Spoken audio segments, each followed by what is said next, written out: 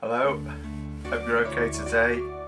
Today we're going to look at Exodus chapter 17. The whole Israelite community set out from the desert of Sin, travelling from place to place, as the Lord commanded.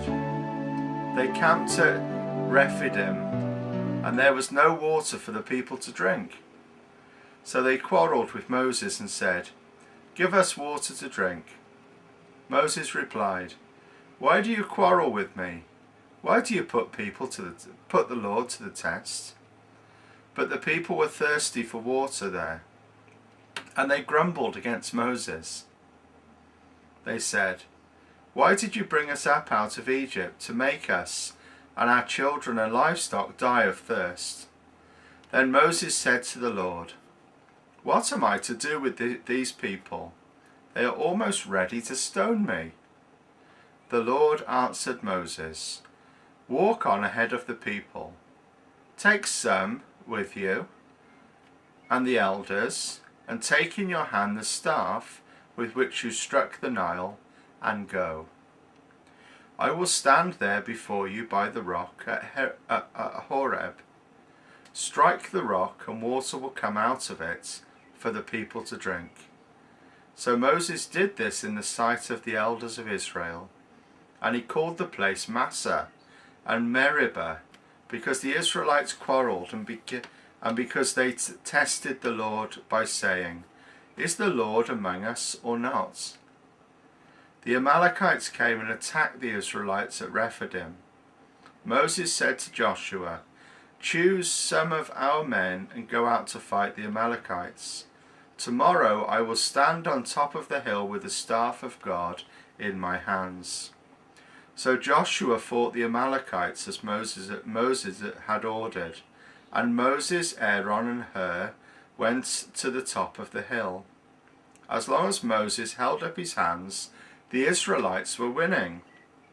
While Moses' hands grew tired, they took a stone and put it under him, and he sat on it.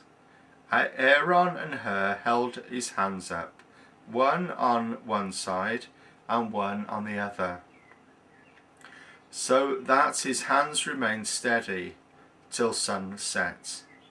So Joshua overcame the Amalekite army with the sword.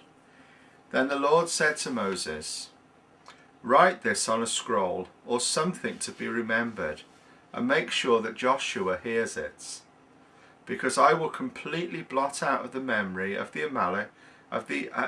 Amalek from under heaven." Moses built an altar and called it, "The Lord is my banner."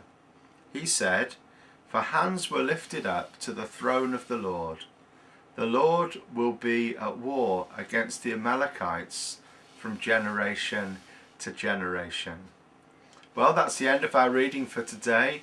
Another great reading as we follow God's people through the deserts, through the waters, through yesterday eating the manna and the quail, and that being provided for them by God.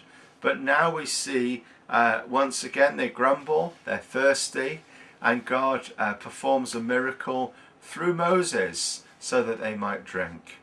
And then the second part of the chapter is when Joshua is fighting the Amalekites, and Moses is to keep his arms up, and God is victorious through Joshua, and then when he puts his arms down, they start to lose the battle.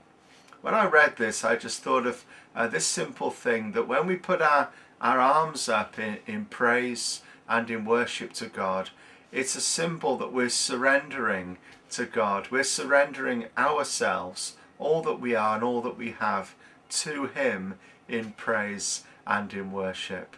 And I guess the same thing is happening here, that Moses is putting his arms up to the Lord and recognizing God for who He is and for what He's done. I hope that, I know physically it's difficult for us to walk around all the time with our arms up in the air to God, but I hope that our hearts are open to Him and our hearts want to worship Him in all that we do and all that we say. That's another great reading from Exodus. Hope you found it helpful and useful in your life. Take care, and I'll speak to you again